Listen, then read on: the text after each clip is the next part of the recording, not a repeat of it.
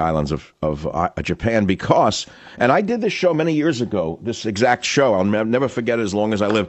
And a Japanese man called me, and he said that you're 100% right, Michael.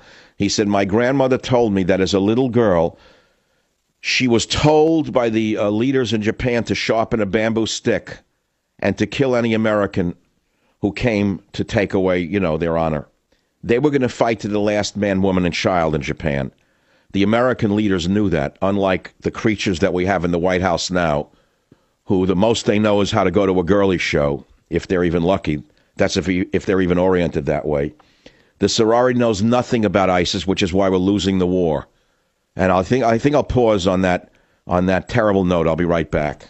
Join the Savage Nation. Call now, 855-400-SAVAGE, 855-400-7282. Savage. Hey, our Savage Nation is sponsored by SwissAmerica.com, the only company I trust for wealth insurance, gold and silver. Call 800-BUICOIN.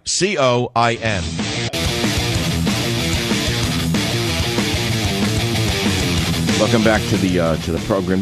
It's a program like this, like today's show, where I go into a different state of mind and a different state of thinking and presenting myself. That's very important because it's so easy to stereotype an individual in the media. You don't know me. You don't know my totality. How can you?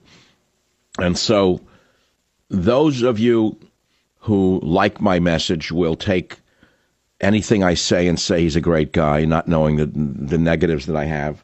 And those of you who hate my message will try to turn me into what I'm not. But it's true for all human beings. We're a whole universe unto ourselves. And until you know the whole man, you really shouldn't speak about him. It's as simple as that. So let's go to the callers on the program today. This is great. I mean, this is like a weird kind of show, honestly. I admit maybe many of you are bummed out by it. I don't know. I mean, I could do just straight-out politics, and that I do on a regular basis. We have such good stuff. The guys prepared a montage of the week's best sound, which I will play probably at 34 minutes after the hour because it'll trigger all of the stuff we did this week. Of the week in review, we'll talk more about politics of the day here and how 94 million people are not in the workforce in America. So they're not counted in the unemployment figures because the con man in the White House, of course, has rigged the figures so that you would think we have a low unemployment rate, which is true unless you include all the people who are not in labor force. Then the unemployment rate would be 15% or maybe 20%. Same as your money. You think the dollar is worth $1? He makes money, he prints it. The con man prints the money to keep buying votes. It's the good old Chicago way. In the old days in Chicago, they gave out bottles of cherry brandy, I understand, to the poor in the streets to get them to vote for the machine. Here he gives out a welfare check or a food stamp or a this or that, one thing after the other. And the irony here is that we voted in November to throw out this laborite. You want to put him in the labor context of the British? We voted to get rid of socialism. And instead of him resigning with some dignity like they did in England, he doubles down and gives us the middle finger and says, drop dead. And he becomes even more fanatically communistic, socialistic, arrogant. Okay? That's why I can't even do politics anymore. We don't have a democracy. England has a far greater democracy than we have. We have a sham. We have a monopoly system run by two gangs. What do you want to talk about? I don't know if I want to do anything about that. I don't think I want to do special needs children or World War II right now. I don't know what I want to do. I'm not sure. I don't know exactly what. Let me look for a good soundbite that I want to do. I think I want to shift gears. My emotions. I hear the teapot whistling in the radio kitchen, which means that thank God the break's coming in 37 seconds, or I'll set the radio studio on fire. So I think I better. You know that Nigel Farage resigned as the leader of the right-wing UKIP party? This is what they do when they lose. Obama should have resigned in November and said, I screwed up my party. The Democrats can't win. If it was run legitimately, what? What it represent? 10% of the population wants socialism with that hag, Hillary? That harridan? That criminal? Join the Savage Nation. Call now, 855-400-SAVAGE, 855-400-7282. All right, it's your show. We can go where you want with it. It's Rock and Roll Friday. It's Open Mic to Mike Friday, 855-407-282. Unfortunately, most people have called on the topics that I basically was talking about, special needs children, World War II veterans, and many of you calling about your parents who fought. Some of you have parents who fought with Patton's Army. Some of you know some of the horrors of World War II. Here's Steve on WMAL in Washington. Steve, what's on your mind? Yes, sir. I just wanted to say that today I had an opportunity to go over to Roosevelt Island and watch the World War II flyover commemorating VE Day with other members of the National Guard. And what struck me was not only the all-might that the United States possessed in World War II, but the charity that we had to leave Europe to a large extent and allow them to have self-rule, and the fact that the World War II veterans that were with us were still emotional 70 years later, as I am even saying this, having served in Afghanistan, Iraq, and Kosovo. Well, God bless you, but you know what? How many World War II veterans would ever believe that they fought so we can have a nation as the one we have today under this socialist, communist, anti-American administration? How good can they feel about their sacrifice for this nation? I mean, we are under the threat of a third world war that has been started already. You know, people think it's hyperbole. They're at war. It's a millennial war. They've been at war with the rest of the world for millennia. Now it's our turn. And now we're told they're in 50 states ready to strike. Our good friends, the practitioners of the religion of peace. And we're supposed to look the other way because we have cowardly leaders who are appeasing them. Yes, sir. What sane nation on earth would bring in 100,000 Muslims without vetting them for terrorism ties? Without asking if they practice a peaceful version of Islam or if they practice a despicable, hateful, jihad vision of Islam? Who would bring them into a nation? Well, I will say this. Walking past the statue of Theodore Roosevelt on the island there, and some of the sayings that he has on there, manhood, the state, and some of the other stuff, I don't think people of his generation would have encountered the same problems because they led from the front. They weren't afraid to... Well, Obama's leading from the front and the front of the other army. Well, that's so you got right about that. He's a very brave man. He's so good at it, we don't even know it. All right, look, I can be sarcastic all I want. It doesn't get us anywhere. I'm sending you a free copy of my book about the war that we're in. It's called Countdown to Mecca. It's coming out Monday. And if you respect the show and you respect me, I suspect you're going to go to the bookstore and check it out. Or buy it from Amazon or any of the other sites, because I'm not doing any more of those novels. I'm telling you right now, I'm not. Like, you should care. You shouldn't care. It doesn't matter to me. It doesn't matter whether I do them or not. You shouldn't care whether I do them or not either. All that matters is that we have the strength to talk about what's real. Now, you read Conservative Party defies polls. What polls? Polls are fake. What do you mean defies polls? They're run by liberals. In America, the polls are run by liberals. The media is run by liberals. The Republican Party is run by liberals. The campaign advisors are all liberal. So what do you mean run by liberals? They run the whole Western world, which is why we're weak, why we're losing the war against ISIS. Now, who said we're losing the war against ISIS? Perhaps the bravest senator in the Congress, Senator Cotton.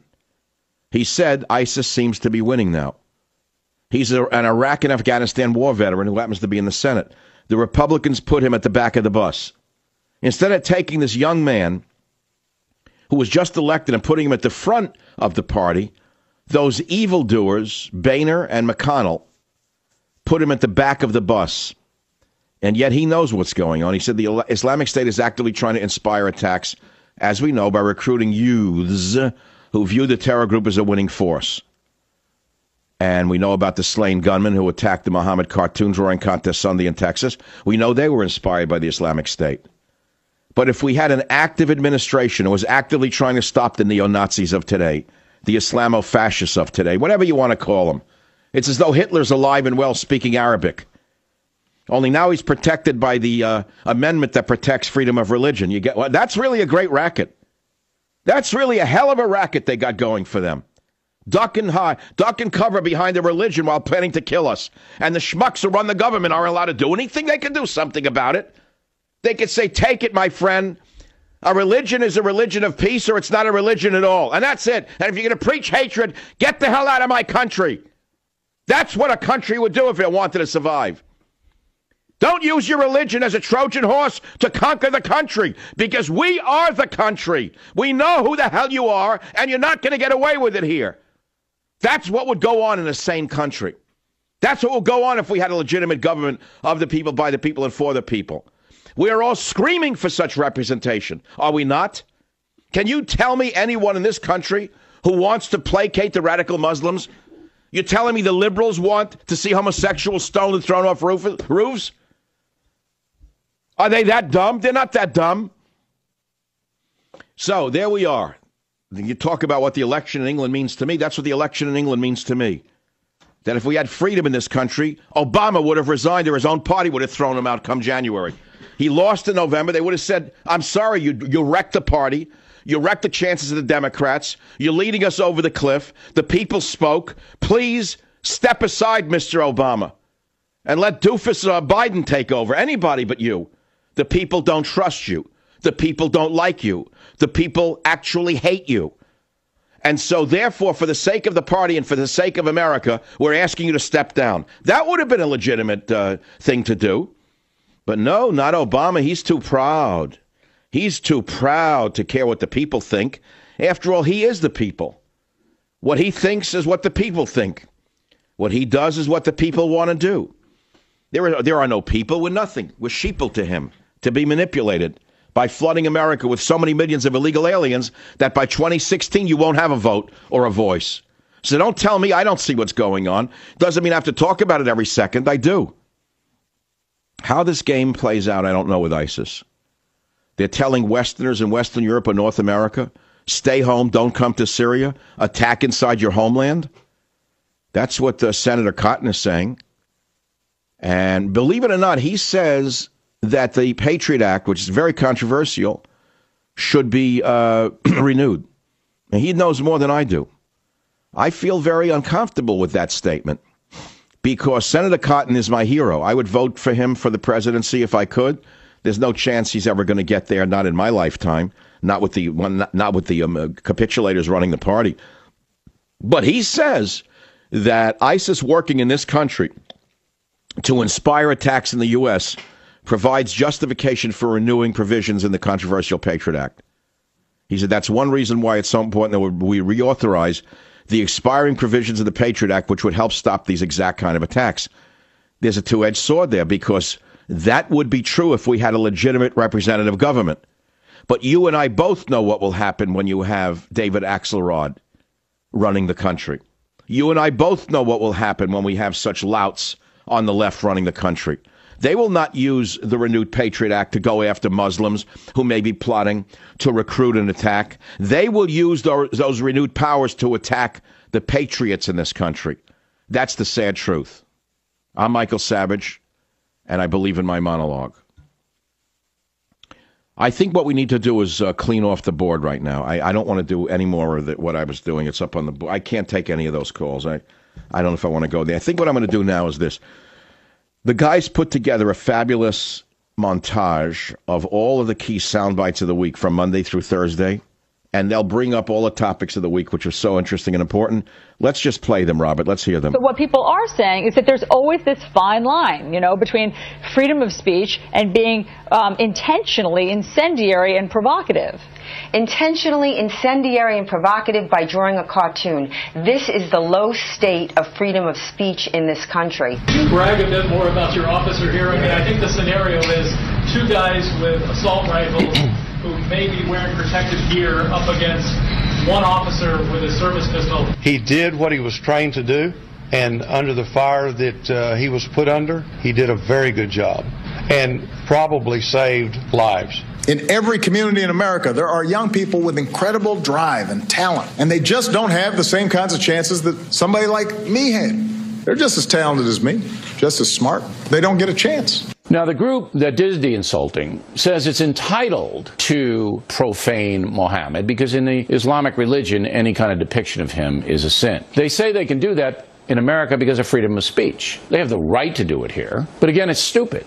She didn't use the tools available to her. She herself is terribly inexperienced. She never personally was involved in any cases of these magnitude. And further of all, you can look at the charges themselves.